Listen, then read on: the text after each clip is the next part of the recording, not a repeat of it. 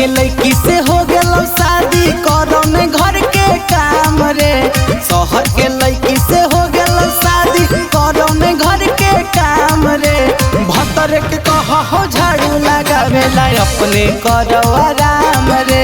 पियब के कहो है खाना बनावेला अपने करो आराम रे।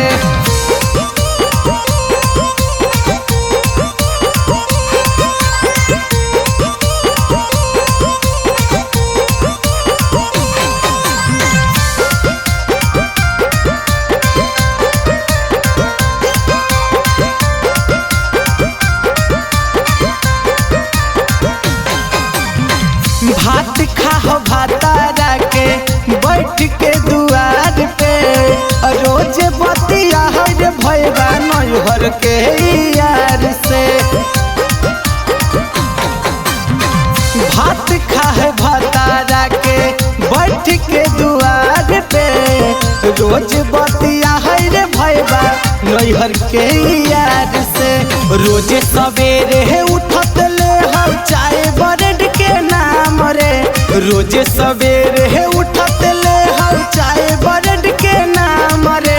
भतर के कहो खाना बनावेला अपने करो आराम रे। पियर के कहो झाड़ू लगावेला अपने करो आराम रे।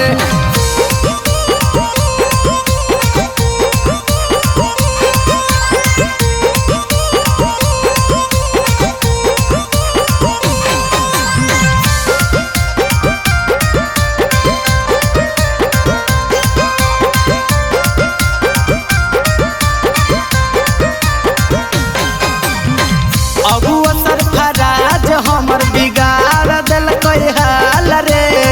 जहिया भेटै तहिए करबै बाबाल रे। अगुआ सरफराज हमर बिगाड़ दिलक हाल रे। जहिया भेटै तहिए करबै बाबाल रे। राहुल के जहिया माथा सनकतौ चल जैतौ काशी धाम रे। राहुल के जहिया माथा सनकतौ चल जैतौ काशी धाम रे। भतर के कहो खाना बनावेला अपने करो आराम रे। पियर के कहो पोछा लगावेला अपने करो